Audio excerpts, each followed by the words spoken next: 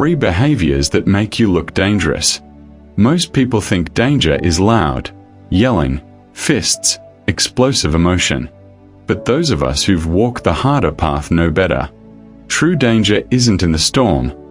It's in the man who survives it and says nothing. There are 3 behaviors that don't make you a threat. They make you something far more powerful, a mystery wrapped in discipline. 1. Calm when you're expected to break. There's something terrifying about a man who doesn't react, not because he's afraid, but because he's watching, calculating, fully in control. He's trained in battles no one else saw.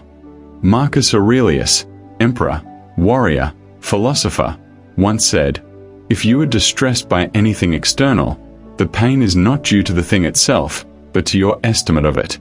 And this you have the power to revoke at any moment." This is the essence. We do not let chaos infect our minds.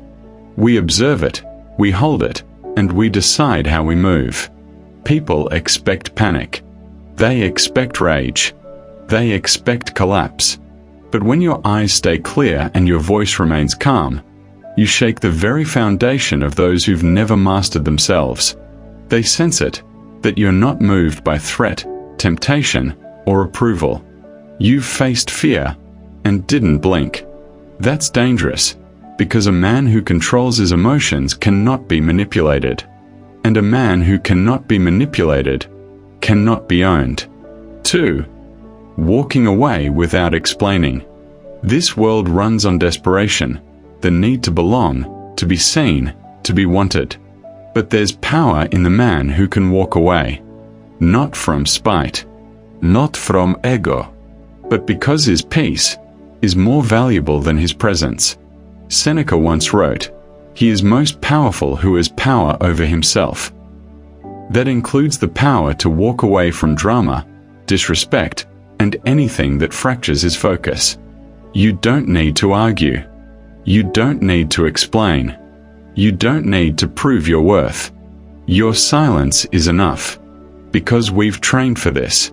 We've learned to be content in solitude. We've felt the sting of isolation and turned it into armor. So, when the moment comes to leave what no longer serves us, we do it with stillness. Not because it doesn't hurt, but because we no longer fear the pain.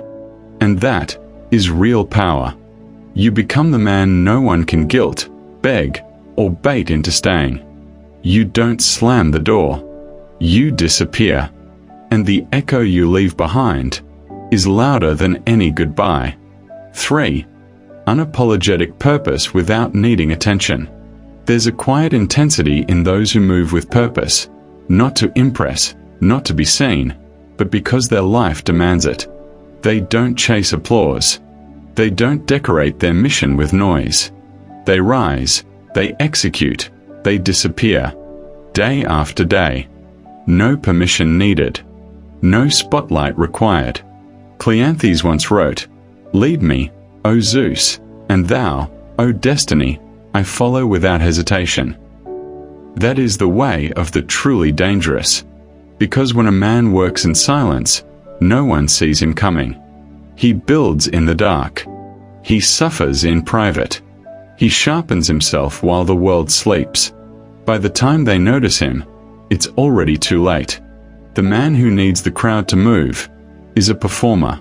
He dies when the spotlight fades.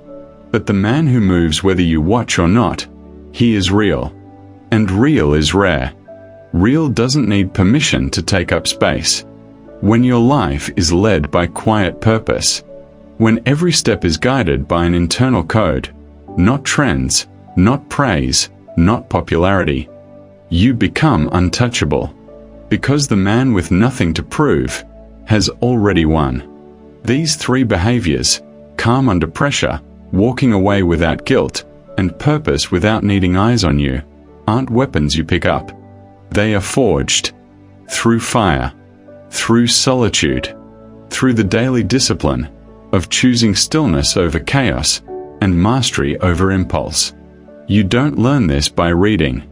You learn it by bleeding, by holding the line when your mind screams to run, by watching your ego die and refusing to resurrect it.